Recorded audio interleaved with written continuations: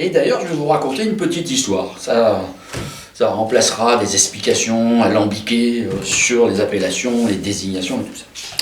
Il y a quelques temps, enfin déjà quelques temps quand même, 4 ans à peu près, j'ai un de mes proches qui, tout content, m'amène une bouteille à déguster.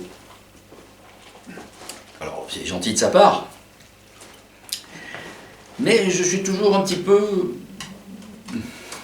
inquiet dans ces cas-là. Mais bon, très gentiment, il me propose, il me dit on me l'a offerte, lui aussi on lui avait offert, donc il s'est dit mais qu'il aimerait bien qu'on la déguste ensemble. Alors je lui ai demandé, mais c'est ce que c'est? Alors il m'a dit c'est ça, je vais vous faire voir. Et c'est la bouteille de l'époque. Voilà. Alors quand j'ai vu arriver ça, déjà, bon, dehors que le fait que le packaging soit sympathique. Alors là je précise que c'est la bouteille, on l'a retrouvée, hein, c'est celle qu'il a amenée il y a 4 ans. Hein.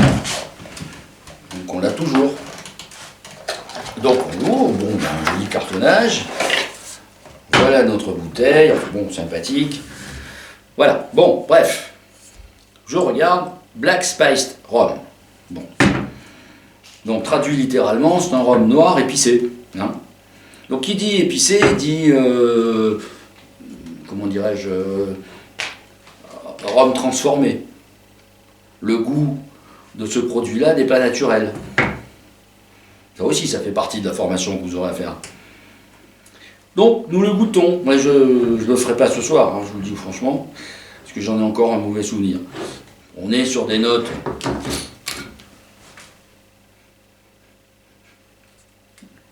de vieux biscuits passés, là. Ça sent la vanille, la vanilline même pas la vanilline, le truc synthétique.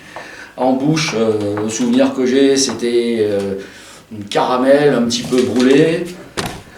À l'époque, j'avais dit, comme il y a un poulpe sur l'étiquette, que c'était dommage parce qu'il aurait même mieux valu qu'il laisse l'encre du poulpe dedans, ça aurait été peut-être meilleur. Je suis un petit peu difficile, dur avec ça, mais c'est pas là où je voulais en venir. On a le droit d'aimer tout ce qu'on veut dans la vie, c'est son choix. Mais c'est marqué Black Spiced Rum. Alors évidemment, le mot rhum, il est pas gros, mais enfin il est suffisamment grand pour que le néophyte, quand il voit cette bouteille, il se dit tiens, c'est du rhum. Ça, c'est la bouteille de l'époque. Hein. Donc je pense que c'est de 2016 ou 2017. Je ne me souviens plus exactement. Mais c'est la bouteille de l'époque. Aujourd'hui, celle de 2020, pour l'avoir vue la semaine dernière, le mot rhum a disparu. Il n'est plus toléré. Et c'est bien.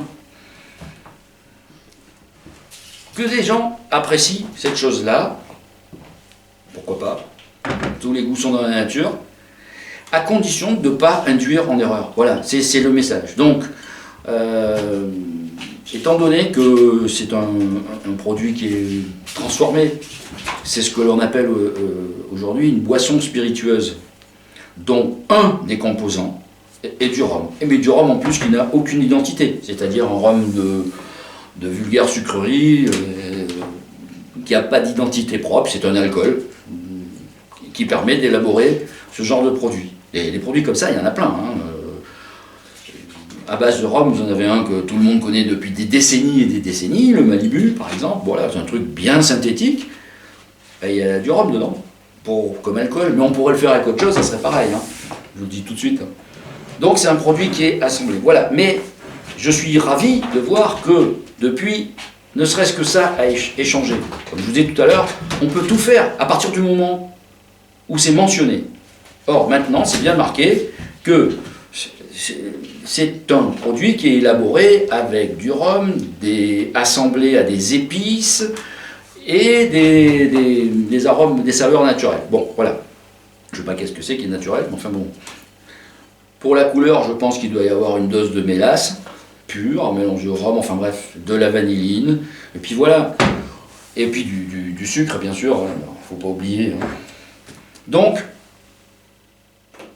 ce que ça veut dire, c'est que ça, on ne peut pas l'appeler rhum.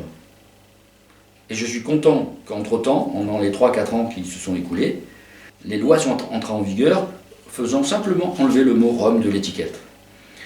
Voilà à quoi servent les définitions, les appellations. Après, vous pouvez boire ce que vous voulez, si vous comptez attraper du diabète, c'est parfait. Il n'y a pas que lui pour ça. Il y en a même certains qui continuent de s'appeler rhum et qui sont encore pires. Et en question de sucre. Je rappelle simplement une chose, c'est que le rhum est un alcool, comme tous les autres alcools, obtenu après distillation. Donc il n'y a aucune raison qu'il ait une saveur sucrée. C'est pas parce qu'il vient de la canne à sucre, qui, entre parenthèses, n'est pas plus sucrée qu'une cerise bien mûre, enfin, que pas mal d'autres fruits. C'est pas le plus sucré. Donc il n'y a pas de raison que l'alcool que l'on obtienne de la canne à sucre, ou de ses produits dérivés, soit sucré. Si c'est une image, eh ben, elle est fausse. C'est pourquoi, quand je vous disais tout à l'heure, nos formations ont un intérêt, c'est qu'en sachant comment c'est fabriqué, on ne peut pas vous prendre pour un imbécile, je veux dire, et vous faire croire que ça doit être doux quand on a des rhums qui commencent à taper à plus de 30 grammes par litre de sucre. 30 grammes par litre de sucre en bouche, c'est épais. Ça masque quelque chose, parce que ça uniforme le goût. Donc là, je m'éloigne un peu pour ce soir, mais voilà. Donc là, je suis ravi de savoir que pour ce produit-là, qui est donc à classer dans les boissons spiritueuses, et non pas dans le rhum, qui lui aussi est une boisson spiritueuse, mais simple, c'est-à-dire son goût, il est obtenu uniquement par la fermentation et la distillation de la matière première d'origine, et il y a des influences en fonction de ce que l'on veut faire pour qu'il y ait plus, moins de goût, un goût comme ça ou comme ci. Mais c'est naturellement fait. Or, là, ça, c'est construit comme un parfum. Enfin, alors, comme parfum, ça serait plutôt une mauvaise eau de toilette. Mais enfin bon, voilà. On peut l'aimer, c'est sûr que je peux imaginer que plein de glaçons, du coca, des trucs comme ça, un trait de citron, c'est festif. Tout à fait. Mais que ça ne s'appelle pas rhum. Voilà. Le rhum, ça correspond comme tout le reste. Hein. Et c'est d'ailleurs une des raisons pour lesquelles j'ai fait ce genre de parcours pour vous, c'est que depuis de nombreuses années, c'est là que mon âge me permet d'avoir un certain recul, si pour le whisky, pour le vin bien entendu, pour le cognac, il y a quand même une formation plus pointue, il y a même des formations validantes pour certains. Le rhum, c'est la porte ouverte à tout, parce que c'est le roturier de la bande, c'est celui qui vient de loin, des pays chauds, c'est fait pour... finalement, le travail du rhum ne coûte rien. C'est sûr, bien souvent, c'est dans des endroits où les gens ne sont pas payés, voire très peu, enfin, ou l'inverse. Ça fausse un peu les données pour moi. Et alors, en plus, quand il s'agit de départements d'outre-mer français. Parce que, le jour où j'ai goûté ça, là, le lendemain, en faisant des achats sur une étagère, un rayon de rhum, je vois en tout côté ce truc-là, qui à l'époque était à 27,50 € hors taxe. Quand on sait ce que c'est, bon, pourquoi pas. Et puis, quelques bouteilles plus loin, on trouve deux rhums agricoles vieux, donc qui viennent, un venait de Guadeloupe, l'autre venait de Martinique. Donc un en AOC, l'autre en IGP. Ça veut dire que les deux c'était des VO. Donc c'est l'entrée de gamme, on va dire, de chaque marque en rhum vieux. C'est-à-dire 3 ans minima dans un fût de chêne. Et ça coûtait 24,50 hors taxe.